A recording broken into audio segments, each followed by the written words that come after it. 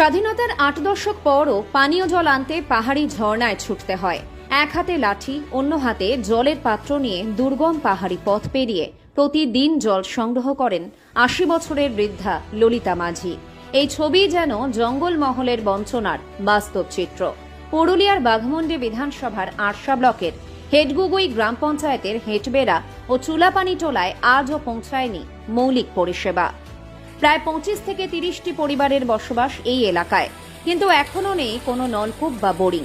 ফলে পাহাড়ের কোল ঘেঁষে বয়ে চলা ঝর্ণার জলই পানীয় জল ও রান্নার একমাত্র ভরসা। বেঙ্গল ভয়েস 24/7-এ একাধিকবার এই সমস্যার খবর প্রকাশিত হওয়ার পর প্রশাসনের উদ্যোগে গ্রামের প্রবেশপথে নদীর ওপর একটি কালভার্ট এবং রাস্তার কিছু অংশে ঢালাই করা হয়েছে। তবে সম্পূর্ণ রাস্তা নির্মাণ না হওয়ায় আজও হেটবেড়া চুলাপানি টোলায় অ্যাম্বুলেন্স বা চারচাকার গাড়ি পৌঁছাতে পারে না। জরুরি পরিস্থিতিতে রোগীদের কাঁধে করেই মূল সড়কে নিয়ে আসতে হয় বলে অভিযোগ গ্রামবাসীদের। শনিবার সরেজমিনে দেখা যায় প্রায় ৮০ বছরের বৃদ্ধা ললিতা মাঝি জীবনের ঝুঁকি নিয়েই আঁকাবাঁকা পাহাড়ি পথ পেরিয়ে ঝর্ণা থেকে জল সংগ্রহ করছেন। এক হাতে লাঠি, অন্য হাতে জলের পাত্র ও একটি স্টিলের বাটি নিয়ে প্রতিদিন এই কষ্টকর পথ অতিক্রম করতে হয় তাঁকে। ললিতা মাঝি বলেন, আমাদের এখানে কোনো নলকূপ বা বোরিং নেই, তাই আজও ঝর্ণার জলই ব্যবহার করি। হেটবেড়ায় এখনো গাড়ি ঢোকে না। সরকার যেন দ্রুত সম্পূর্ণ রাস্তা তৈরি করে এবং পানীয় জলের ব্যবস্থা করে। এ বিষয়ে বাঘমুন্ডির বিধায়ক রহিদাস মাহাতো জানান, আজও তাদের পানীয় জলের ব্যবস্থা নেই, ঝর্ণার জল খাই, কি বলবেন? দেখুন, ১৫ বছরের তৃণমূলের শাসনকালে নাচ গান আর আদিবাসীরাকে শোষিত করেছে। এখন ডবল ইঞ্জিনের সরকার এসেছে।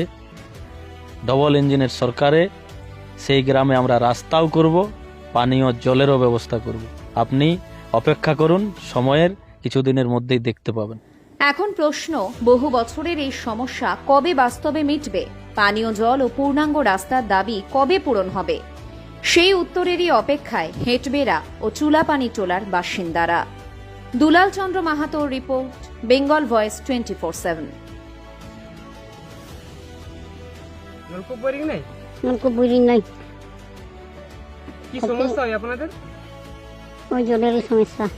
কত বছর ধরে এই সমস্যা আছে? ১.৫ বছরই হইল।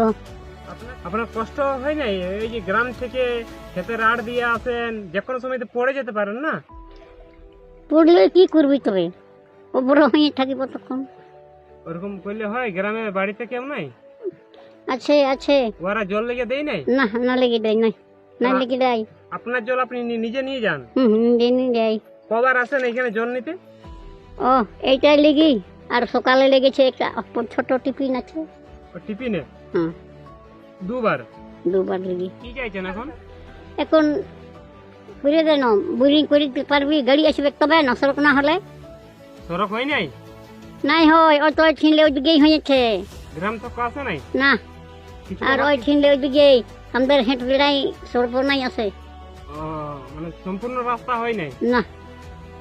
আপনার নাম? আপনার নাম ললিতা? ললিতা কি? ললিতা মাঝি। গ্রামটার কি নাম? হেঁট বেড়া। ওই জলেরই আমাদের সমস্যা। গ্রামে নলকূপ নেই? না, বোরিং? বোরিংও নাই, নলকূপও নাই। কথা ঝর্ণাই জলের ঝর্ণালেই আনি খাই, ওথায় সিনা নাহান করি। ওই ডোভাটাই, ওথাও তো জল বেশি নাই, ঝর্ণাও তো আমাদের ১২ মাসের ওইখানেই খাই। ওইখান থেকে কি সমস্যা যাতে রাস্তা রয়েছে ঝর্ণা যাবার?